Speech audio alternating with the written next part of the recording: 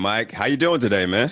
Hey, what's up, brother? So good to be on your show, man. Thanks for having me, man. Oh, no. We're definitely great and looking forward to this conversation.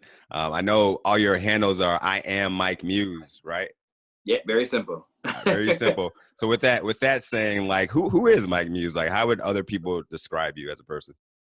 Brother, I couldn't tell you. I think it depends upon the day.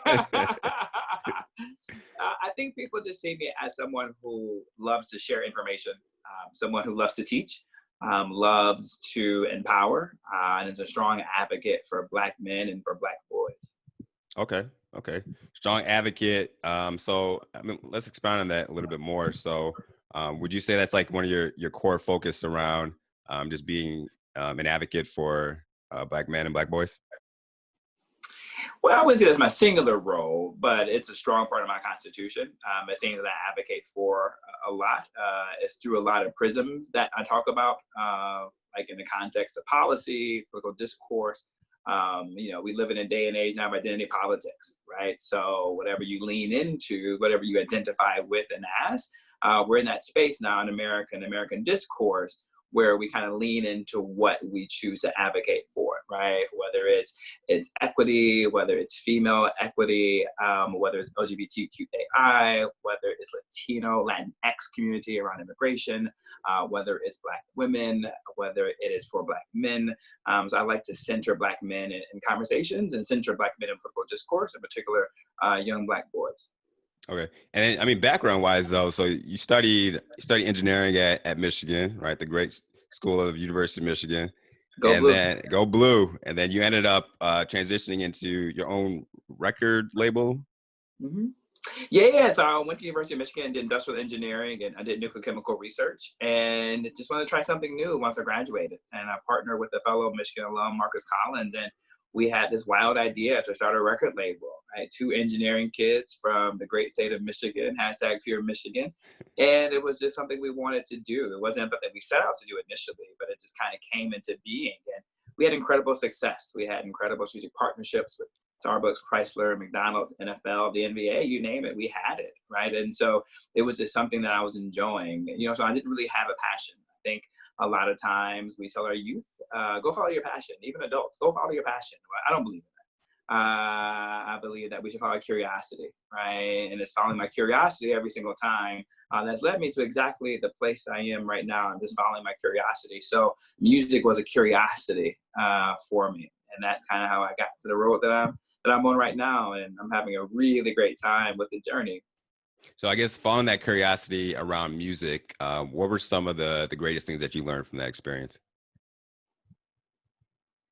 Embracing your crazy, never being afraid to fail, knowing that you're enough, knowing that you have enough, right? Knowing that I was smart enough to do the business plan, I had it in me, didn't have an MBA, knowing, to pitch investors, being told no multiple times, right? Embracing this idea that we could do it and do it big, had no limits. So those are all just great lessons that always imparted in me and became, I thought I've always had, but it was made crystallized when you're starting your own business, you're starting entrepreneurship. You have to be crazy, right? There's a certain part Right. of you that has to think a little bit differently, right? And kind of has to get away from your safety net, right? And so that was something that was always a part of my core. And so the record label just allowed that as a vehicle for that to take place and to happen. Yeah, I think it's great what you said about kind of getting away from that safety net, right? I mean, the safety net is it's the name for a reason, right? You feel comfortable within that realm. And I think would it be safe to say like from that first true venture out to entrepreneurship that a lot of these things that were able to learn and probably what you're using today was from kind of jumping out, getting away from that safety net, taking that leap? Yeah, I just have an unbelievable sense of self, right? And I have an unbelievable sense of self-confidence. The self-confidence knowing that whatever I choose to do, I'm going to execute it and give it my best, right? And so I think I've always had that. But I think when you take a path that's non-traditional, you have to have that, right? Because Right. you're going to get so many doubts along the way and so many people telling you no. And so many family members who can't just rally behind it, and so many friends who just don't understand it. And so you have to have unbelievable belief in who you are, in your character, because it will get tested, right? You will have doubts, right? But you can't allow those fears and doubt to reside in you. You have to put one foot forward and keep moving, right? And so I think I've always kind of had that ability to, to do that, but it's a muscle. It's something you have to keep working at and keep training on. There's no books you can read. There's no sermons you can hear, right? There's no 7 steps process of a workshop series you can do. Ultimately, it just has to reside in you, and you have to keep exercising it. So to exercise that muscle, is that just, I mean, just doing like how does one build self-confidence, right? Because as you're saying, self-confidence is extremely important, especially when you're venturing out into new endeavors. So how does one really get a chance or that opportunity to build it? Yeah, I think for sitting in silence and sitting on the couch doesn't help. So you kind of just have to be an active member of whatever thing you're choosing to do. So if you're looking to start a company, you have to actively make progress towards that. If you are looking to do public speaking or to pitch in front of potential investors, you have to practice doing it, right? You have to just start doing it, right? You can't Right. just sit on your couch and never talk to anyone and only write it, but never practice it, right? So eventually, practice makes perfect, as they say, right? And eventually, you'll get really great at it, right? And then that self-confidence and whatever specialty you're looking for will come forward, right? But I think you have to have an unbelievable, this, even if it's a false sense of self, just enough to get you off the couch, to get you into that meeting, right? To get you to do that presentation and to really to make that ask. It's really the ask that's difficult. But the more you practice the ask, the better you will be at it. But you got to be a little bit crazy to make that type of ask. Right, right. So then I guess from your experience from the record label, you ended up transitioning to working for President Obama? Yeah, absolutely. I would make it as black and white, but for the conversation. Yeah. For simplicity. Yeah, for simplicity's sake, I guess the next big tentpole of my career path was working for President Obama at that time. So started doing some lecturings, and I was still doing the record label too in the background. And then I got a phone call from at the time Senator and candidate Barack Obama, as he was running for presidency. He had announced January 07. And I got contacted by the campaign in March to be part of the finance committee. And this was at a time when he wasn't supposed to win, black man. It was Hillary Clinton's to lose. And he didn't think he had a chance in hell. Well, he knew he had a chance to win, but I didn't think he had a chance in hell to win. Like, ain't no way they're going to elect him. And I told him I wasn't interested. I said I had never politically fundraised a day in my life. I had no interest in that. But I'm rocking with your guy. And they said, come to one meeting, it can't hurt. And I was like, that's fair. So I went to one meeting and I was like, oh, he's losing, but he's black, I'm black. How can I help out a fellow black man? Right. It'll be fun. We'll go out having a great time. And then Iowa happened, and it looked different. And then here we are. I was able to serve on his National Finance Committee for both of his terms, the Democratic National Finance Committee, the Inauguration Finance Committee. They appointed me as ambassador for the My Brother's Keepers program, really focusing on Black and brown boys, and particularly around the areas of entrepreneurship. And then got appointed to the United States Small Business Administration and Council for Underserved Communities, really focused on millennial entrepreneurship and how we can get government, academic institutions, and financial institutions to really prepare for the new backbone of our economy, which is millennial entrepreneurs. How did they find you? Like, how did they recognize that, hey, Mike Muse, we want him on the team? I'm kind of great. You're kind of a big deal, right? You're kind of a big deal, right? No more questions asked on that one. You touch yourself up for that one, buddy. Yeah. I mean, duh. Come on, bro. But that's a good point, though, right? Because as you're doing great work, right, you are going to get, tapped for different opportunities. Yeah. And I think that's but you put yourself out there, right? And I think for our listeners is, what's a good way that we can put ourselves out there so that, we also can be tapped like, Mr. Muse himself. Yeah. I think it goes back to how we started the conversation out about finding your curiosity, right? I took the phone call, kind of meeting can't hurt. And I'm like, fair. You know what I mean? So I was right. Curious about it, right? And so I was open to whatever there was to be had or to be said or to be done. So I think the narrative of kind of finding curiosity. I think when it comes to the work is important. I think kind of what you're probably getting to is brand. But sometimes what happens is individuals kind of just start a brand, right? They think a brand just happens. They think if I get a website, I create a hashtag, I get a t-shirt, I wear a really cool hat, right? And I I'm sound good. kind of funny on IG Live, then I have a brand, right? And so for some people, it may work like that. But for me, what has always been the forward-leaning thing is my work. And so people know that I produce good work, good quality, extremely hard worker. And I think it's the work that has always gotten me the calls that I've gotten. And I think that people aren't willing to do the work. And so in doing so, I think that's why I've been afforded so many opportunities, not just with President Obama, but with all the things that I've done, is because I've done the work. And so the work, I've always been mindful, I've always wanted the work to supersede me before I enter a room. I want people to be familiar with the work before they get familiar with the person. Yeah, no, that's great. That's great. And then underneath, as helping with the finance, I guess, initiatives, you were able to be the youngest person to raise $1 million, and kudos and wonderful doing that. Now, when you were setting out, when you raised $1 million, was that a goal, or did you set a higher goal of like 5 million? Like, how did you really get to that? No, $1 million was a goal. That was during a time period where, now we're talking just large sums. That was pre-Super PAC. That was very previously before, corporations got involved, before the Supreme Court allowed for Citizens United, to take root.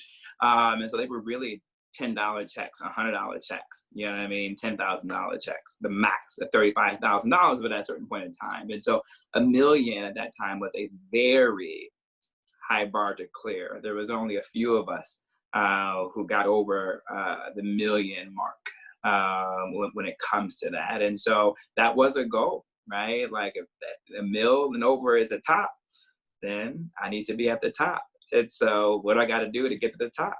I got to work. I got to produce, right? And I like to say I just did it one coffee at a time. I'm very caffeinated to this day. If you can't see it, so I can't stop smiling. It's all the residual coffee and caffeine that's left over from all those cups of coffee years ago. It's like, it's a permanent smile. Yeah. But so like, I guess, so when it comes time to like, you have this large goal, it's no one's done it before. And, I want to relate it to today's era where in accomplishing these big, large goals and dreams that you have, you just kind of break it down, one piece at a time? Like what's the systematic way that you usually approach these large goals and things you're trying to accomplish? I'm such a difficult, and I love these questions, and I tell people all the time, man, I'm that guy where you think I'm gonna have these incredible stories, right? And I'm a complete dud, right? Because like, wake up. There's no system, right? There's no process for me. Like, I'm that guy who does not believe in self-help books. I probably just shattered all of the previous guests you probably had, or probably things you promote and do, or into the listening audience that is out there, but I don't buy into it, right? Like, I've never bought a self-help book before. Like, I just don't believe in that. A lot of times those people who are writing those books, they don't have any experience in the things that they're actually are talking about. They make a living off of giving speeches and writing books on the things they're telling you to do, where 9 times out of 10, they haven't really done it themselves. I remember, Sean, just for funny, and to kind of give context to it, I remember watching this guy being interviewed recently. And they asked him, like, what does he do and what does he talk about, and the books that he writes. It's all about like innovation, this, and this, right? How to get people to see, all these other things. But he had never done any of those things, right? He had never innovated anything, right? He had never started anything. And then to conclude, it was for guilty pleasures, I'll watch like dating shows and all that kind of good stuff, right? But at the end, he was saying, I'm just still trying to find myself. Wait, what? Right? And he had just moved away from his parents' house, right? And like really getting on his own. He's a grown man. So no shots fired to the self-help genre that is out there. But I think because I'm so against it, I actually don't have a system. And Sean, I don't know if that's right or wrong. I don't know. Maybe the self-help books are great and people are learning from that and getting something. And I hope that you are. So wherever you get your source of inspiration, in your system from, please continue. But for me, there is no system. I just set out a goal. For me, the work is a process. Yeah. Right? Like the work is a system. You know what I mean? If I'm not getting results, I just go back to the drawing board and try something different. All right, that didn't work. Go back to the drawing board and try something different. I don't ideate on things for like weeks at a time or like a year at a time where I do something. And I don't know if that's good or bad, Sean, right? But I just have an idea and I say, this is what I want done. And I go for it and I put the work in, but I'm not afraid of the work. I think that's probably my safety net is I'm not afraid to work, right? So it's just like, I put in a full day already, right? So like for me, it's early mornings and late nights. And no, it is not about that team no sleep. I hate that, right? Like I believe in rest, right? And I fight to get my hours of sleep in. And so that's another misnomer. It's just that sometimes I have busy periods and busy seasons, which requires for me to have super early mornings, super late nights. But I don't subscribe to that being from your January to your December, right? If that's the case, if you're not sleeping from January to December, that's a problem, right? It's get away from those Instagram motivational people, man. Shots fired multiple times. But I mean, to be honest, I'm actually a big fan of the self-help books. But I felt that I was like, I think I might be going down the road. No, keep doing it. It works for people. I just don't. For me, it doesn't work. So I think for me, it's just you gotta just do it. And we have a Muse Recordings in common that we were just talking about a little bit offline, and we laugh about this all the time. I met him on the corner in New York City, and he had a book bag full of books. And I'm like, bro, what are you doing? What are you doing with all these books? There's like all these entrepreneurship books, right, about like how to do these things. And I was like, bro, like you went to a great undergrad, like you went to like one of the premier like MBA programs. You work for an incredible company. I don't think 5 more books you're reading is going to teach you how to become an entrepreneur, right? Like at that point, bro, you got it. You just got to just start it and jump. Yeah. So we can make fun of that all day, but But you make some good, valid statements, right? So what I was saying is like, I'm a fan of self-help books, but to what you're saying is you just can't read a book and expect everything to be great, right? So for example, you started the record label and you can read all the books about starting a record label, but until you actually do it, you're not really throw it out the window. Right, like right. You literally throw it out the window, right? Like This is like I read this book, All You Need to Know About the Music Business. It wasn't a self-help book. It was just like this guy that taught you about the music business. And I'm just so like that guy. I read the book and I was like, oh, done. I know everything I need about the music business. And that's the only book I read. It's the only resource I had, right? Like I didn't do anything else. Didn't take a class. And we just started, right? Made tons of mistakes along the way, right? But made incredible success too as well, and just kept pivoting. Yeah. I mean, as people are reading, and even as they're listening to this, because I'm sure already they've got a lot of great knowledge from what you're saying. But they probably hate me right now. At the end of the day, though, right? You have to apply the knowledge that you're learning. You have to just do. And then I commend you for your effort to be able to quickly pivot, because that's when you could fail fast, learn, and then do the next thing. So continue to do that. So for you, right, when it comes to like dreaming of a different world, like what does that mean to you? I don't even know what that means. The question. That's too big for me, Sean. Dreaming of a different world, like what I want to see for myself differently. Just what do you want to, because you do a lot of, I consider you a knowledgeable person when it comes to, what's going on in the world, politics. You mentioned about, being able to really push towards change for Black boys and Black men. So like when you think about like what that vision is for what you're doing and, how, obviously from what things happen in the beginning perpetuates the situation in the future.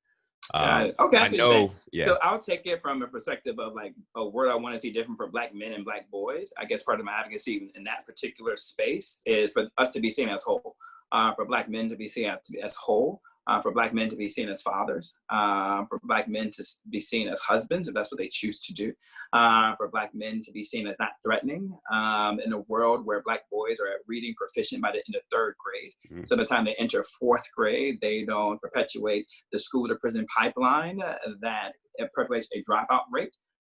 which then perpetuate the possible termination trajectory to be thrown into prison because of unemployment, because they don't have any education, right? Because they have to resort to things in order for survival, right? So those are things when I dream of a different world for Black men and for Black boys, it will be that, to be seen as whole, to be seen as non-threatening, to be able to go outside and to come back home safe, right? To be able to enter your own home, your own apartment building, and even question you.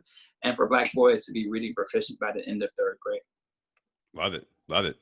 And one of the things that you really set out to do, and pretty much how I actually came to see your branding a little bit more, is you created this vote quadrant.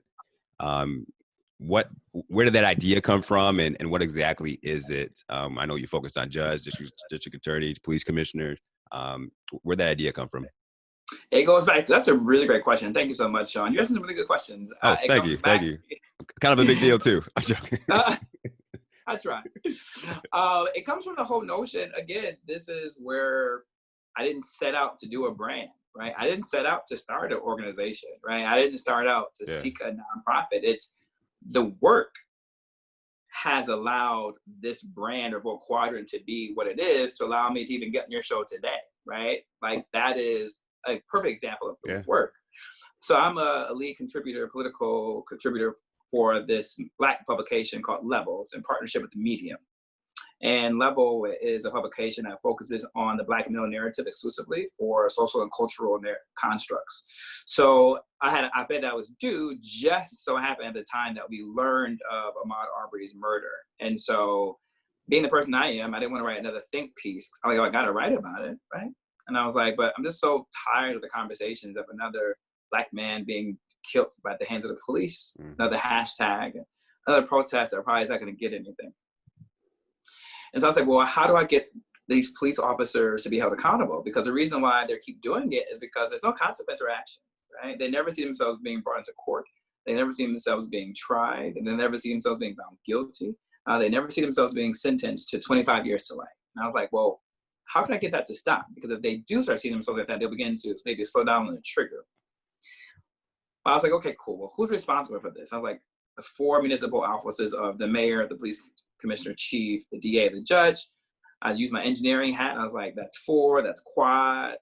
Engineering, let's create a system called a Vote Quadrant. Oh, let me create this voting system. Put it into my op-ed, put some creative narrative around it, and it took off. The editors was like, this was one of the #1 stories on the site. And I was like, that means it's getting attention. So I was like, well, let me pull up the guidebook specifically so people will have a step-by-step on what Vote Quadrant really is. Threw it out there, it took off. The third week, so that was the second week. The third week, someone DM'd me and they said, hey, can you create a PDF downloadable version of this guidebook? We want to share it. And I was like, okay, cool. Then that Thursday, somebody DM'd me and it was like, I'm in. I'm like, in for what? And it was like Vote Quadrant. I'm like, it's a guidebook. You know what I mean? So I was like, there's something to be at all about. So I didn't even respond. I didn't even know how to respond. Right? So I called my web designer up at that time. I was like, yo, can you throw this on my website? You know, if I create a PDF, he's like, sure. Saturday, Sean, I woke up not feeling good about that. And I said, I'm uncomfortable telling people to go to IamMikeMuse.com to get a guidebook to get police to stop killing Black men. I'm like, that just sounds too promotionally. So I went to GoDaddy and went and got votequadrant.com, called him up. I was like, yo, here's the site. Here's all the domain registration information.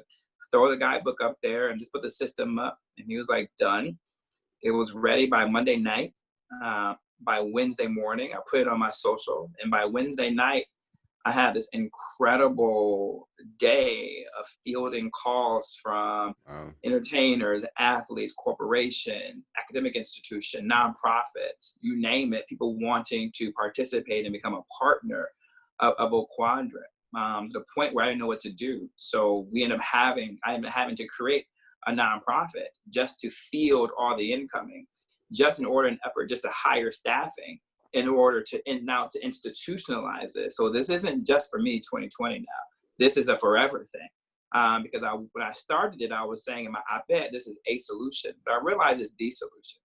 It's the one solution that is going to solve police officers from killing us.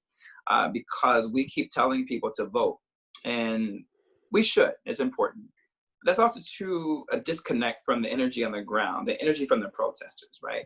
the protesters on the streets burning down Soho and Beverly Hills is because they keep voting and nothing happens. They keep voting and cops are not being held accountable. That's because a U.S. senator can't bring the police officer to court. A U.S. representative cannot convene a grand jury. A governor that you vote for, as you should, but also too, can't oversee a trial. That's a judge, right? A DA convenes the grand jury, right?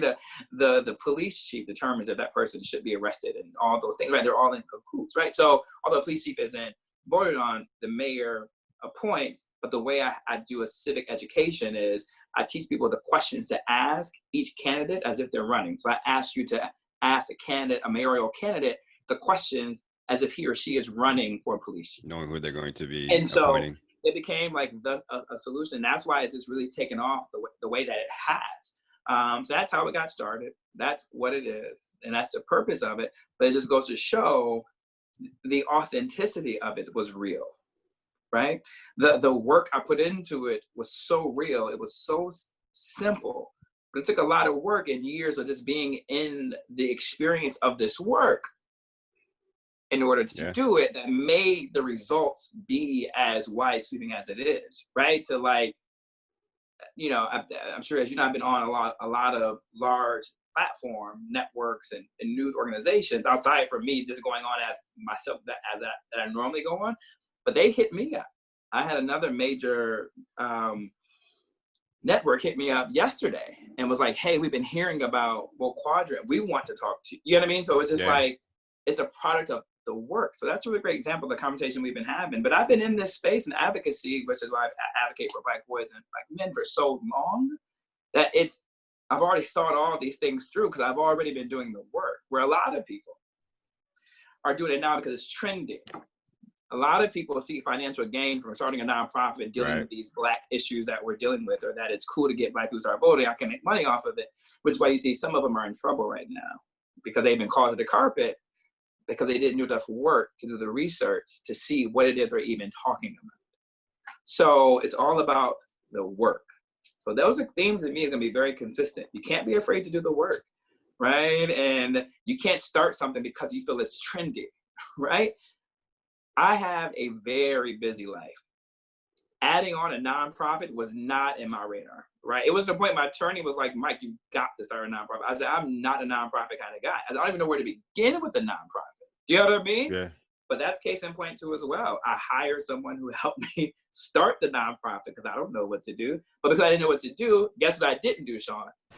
I didn't go find a book on how to start a nonprofit. You won't let it go. You won't let it go. But I had the nonprofit up and running in just a few days shortly after that Wednesday. So it'll be launching on Wednesday, and I think by Monday I was already incorporated. So for a nonprofit.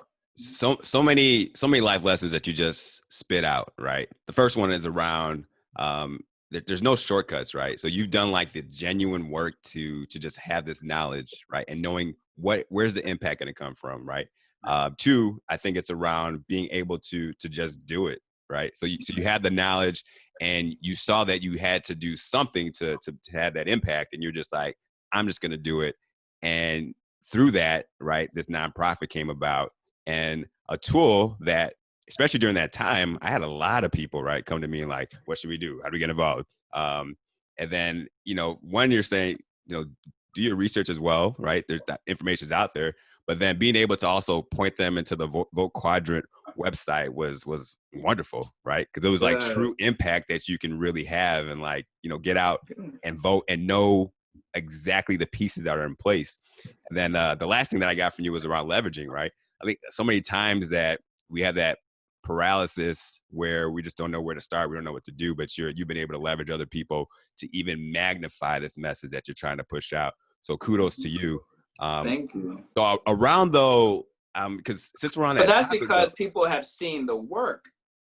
So when you call somebody up to participate, they already know, oh, if Mike is calling me, that means this is very thought out. It's very research. It's very data heavy. He's in it from a very authentic place because he wouldn't call us for anything if not. This is good. We've never seen him do something publicly, right, that was distrustful, right? We've never seen him do anything that seemed sketchy, right? And we've never seen him overextend himself into areas that he had no expertise Mm, on. And we've seen him publicly say no to things. And we've seen him on shows like the one I'm on right now saying, I don't do that. yeah. I'm not about this, right? And so when people know your constitution, when you when you call, they pick it up. But Sean, too often you have these people, and I don't mean to. This is some of your, the listeners are out there. God bless everyone, right? And I say that very shady, right, petty, right? This notion of, like, I'm sure you, as I say this, I know a couple people possibly may come to mind. In particular, the audience that's listening to us will also come to mind. I'm sure you get those emails where you had that one person in your life who would email you about some fundraiser about, like a better word, saving coffee. Then that Wednesday, they'll email you about saving fabric softener. And then they'll email you that Saturday about a gala they're doing, Just like like all to over. save cheeseburgers. And you're like, bruh, what do you stand for? You just thirsty to be It's in people's important. inboxes. You just thirsty to have your name on a host committee. You just thirsty to go to a gala, right? And so that person, they're not picking up the calls for that. Because now I haven't even seen the results of your work, of all those galas that you are Yeah. participating on. What do you even believe in, right? And so that's what I mean by overextending the brand. You know what I mean? I say no all the time. That's because, Sean, a lesson. I've said yes to so many things starting out. I now know what to say no to. But Hmm. that was because I followed my curiosity. My curiosity led me to a place, right, where I said yes. And now I know I don't want to do that. No, that didn't feel right to me then, so I'm definitely ain't gonna do it now, right? And that has actually made me more confident and actually, Sean, okay in my responses. Like I used to feel bad for saying, right? I used to be like, no, I'm good. And I'm like, dang, I feel so bad. I wish I could. You know what I mean? Now I'm just like, nope. But how you doing today? Yeah. You know what I mean? And there's such peace that comes with Man. knowing who you are in the space of your work. Man, if people, man, I love how I'm glad you mentioned that, right? Because I mean, you're kind of wrapping it around the brand, right, which is important, and then you're also wrapping it around where you can't really have the true impact that you want in life if you're divided in so many different areas, and even areas that you don't truly even believe in or that you haven't put in the work to be, Mm-hmm. well versed in. So, Yes. in being able to say no, first you have to just understand what categories and buckets that you feel that you should really be exerting more energy in, and Yep. then not to feel bad, right? So I think that's a wonderful thing to say, Yeah. and I'm glad you said it. Follow your curiosity. I'm telling you, follow your curiosity. I tell, especially younger people. I tell them all the time, say yes. Say yes to it all. You're young, especially if you're out of college, right? Like that's the biggest social safety net there is, right? You have a degree. And if you didn't go to college, fine, right? If you just only went to high school, maybe it was a GED, that's fine too. I don't believe in people need to be qualified. So that's also I want to double down on that thing as well. Just say yes. To say yes, you have nothing to lose. Maybe you're not married, maybe you don't have any kids, you don't have a mortgage, you don't have no real car, right? Like what's there to lose? Just say yes to it all, and then eventually you'll know what to say no to. It'll crystallize for you. Is that something that's out of college? Is that something that you would also recommend for those that they weren't following their curiosity early in life and now they're looking to kind of understand Yes, it's never too life? late. All right. It's never too late to follow your curiosity. You would be a hateful old man to be 50, 60 years old, living with regret because you didn't try that thing. You didn't go after your curiosity. You would take it on your kids. You would take it on your partner eventually, subconsciously, right? Like you would take it out of, you have no kids, no partner. You'll take it on your neighbor. Yeah. Eventually that regret, that disappointment, that frustration will be taken out. I never wanted to be that guy. I never want to be that guy when I become 80 years old, right? Still looking fly, right? Still doing what I'm doing with regrets, right? That's why I don't want to do that. I may have some things like, man, I should not have done that. But at least I can say I did it. I tried it. I didn't like it. Yeah, yeah. Um, Speak a little bit more about, because you said you're a very busy man. You're involved with a lot of different things, and you've managed to leverage, I guess, people to the best capabilities so that you're able to do what you need to do. Speak about the importance, and then how does one even create that structure to have that impact? Well, Sean, we got to change that word leveraging. That doesn't sit well with me. Okay. That has something that has a negative connotation from like an opportunistic standpoint of view. So I don't want to say leveraging. But what are you asking me, Sean? I'm sorry. That's Utilizing also true. maybe. But if I don't know something, I'm like, I don't answer just to answer. I'm like, no, help me understand what you want. What Right. you're asking me. So one of the things is if one is able to grow. So I myself, right? So I'm Mm-hmm. doing this podcast and I can edit it. I can email all the guests. I can do all the research. Yeah. But then like if I really want to grow, I need to be able to find an editor, producer, help with research so that I can continue to get the great guests like I am Mike Muse, right? Hey, So how does one you're welcome. utilize and put You're those welcome. systems in place? You're welcome, actually. You're welcome. Good comeback. I like that confidence. I rock with that. I like that. It goes back to a repetitive theme, right? It goes back to you got to get people to buy into what you're doing, right? You got to get people to believe into who you are, right? You got to get people to believe that this is real, right? And so, since you use the example of a podcast, you got to get people to believe that you can ask questions, that you are in this for the right reasons, Right. Because doing things, it looks very easy from the outside until you get into it, and you're like, "Ooh, this is hard." I've seen many people try and start podcasts, and after about like 5 episodes in, they out. I never see their podcast again, right? Because it looks very easy. Oh, I just do a podcast, just do a thing. But to do it right, to make it good, it's challenging. And so there's these editors or producers, they've had experience with podcasters before, presumably.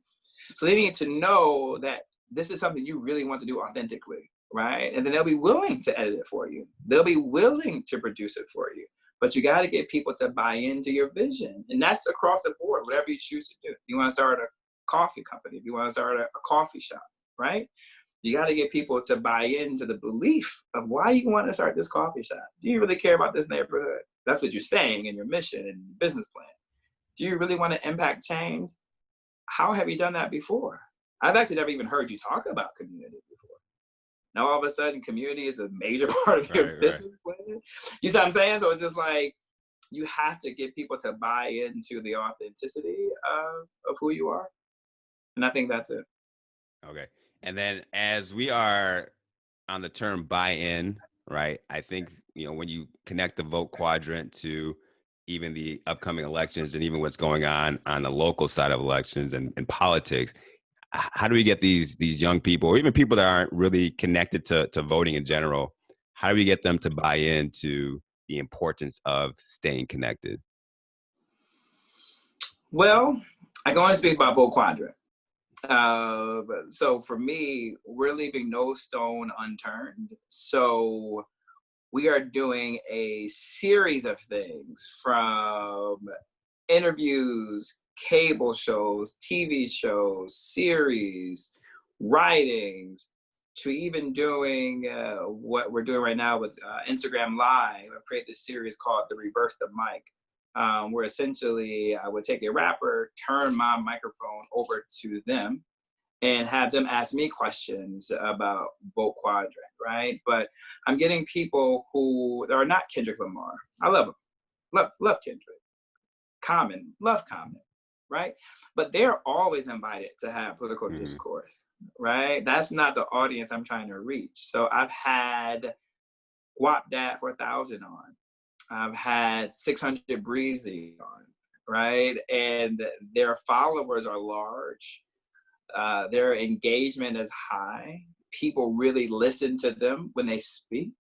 And who better than them to talk about police brutality, right? And police misconduct and the criminal justice system, right? So those are the type of series that we're doing and the type of interviews I want to do, to leave no stone unturned, right? All the way to partnerships we're going to be announcing and launching with a large organization that has almost a collegiate chapter in every institution, university, all the way to working with national organizations that have affiliates in every city, all the way to working with faith-based partners across the country, right? So for me, it is leaving literally no stone unturned, from corporations to institutions to academics to think tanks, television, broadcast, radio, all the way to music, rap, right? So on the street. So we're leaving no stone unturned. But we believe our mission is simple. It is, this is why you're mad. And the reason why you're mad, this can solve for it. But I think there was but it was something so beautiful when 600 Breezy, when he asked me a question about the DA, he didn't even know that you can vote for your DA. And he just had this epiphany. And he got so mad that he didn't know that you can vote for a DA, because he's so mad because he felt like the DA railroaded him. And she did in Iowa. And now he's like, Mike, I'm getting me and my homies. Can we talk next week? Nice. That's it. That's how you reach them. That's how you say the reason why you're mad and frustrated is because this quadrant has never been in place. But now this system is in place, we can get unmad. So that's for me. And that's why I can only speak for the things that I'm doing. Yeah. Love it. And it was also branding as well. So I peeped that. So that was good too. No. Not even branding. I'm playing with you. So Mike, leave some words of encouragement when it pertains to people dreaming big, when it pertains to them, follow your curiosity. But I'm going to leave you with the last words of encouragement. Go ahead. Well, start reading them books. That's it. Interview done. Thank you so much, Sean, for having me. Go ahead, Mike. Go ahead. No, I just think that, just everything I've been saying. I told you, Sean, people, that's why I'm not what you think when you get, because I keep saying, the same things. It's just, I always say, Sean, follow your curiosity. Yeah. Don't be afraid to work. Put the work in. And just as you say, dream big, you have to dream big, right? I'm just not a complacent individual, right? I always want more, but that's just something for me, right? So I believe in always thinking big, right? I always set high expectations for myself, high goals for myself. How do you never fundraise in your life and then say you want to raise $1 million because $1 million is a top mark? Why would I say I only want to raise 10,000? That's not my style, right? So always tell people go big, because listen, if you didn't make the mill, you may at least get 500,000, which is incredible, right? But when you set a high goal, you have to work hard to get that goal. So follow your curiosity, embrace your crazy, think big, be authentic in your work, right? Have results to show for it, and really be of good character. I can't stress enough just being of good character, right? I'm a big believer in that. I want to make sure that even if you don't agree with me on certain things, you can't say Mike's not about that work. You know what I mean? You can't say Mike isn't authentic, right? You may disagree in my approach and maybe the strategy or the policy discrepancy on something, but you can't say my heart isn't in it, right? And so be a good character. That is so important. No need to be shady. No need to be mean to people. That actually, Sean, has gotten me a lot further than almost anything else, right? It's like the work partnering with being of good morals, good values. What a way to end. So thank you very much for being on the show. We appreciate it. Follow our curiosities, and I know we're all going to do that. So thanks, Mike. Sean, before we conclude this, thank you so much for having me, man.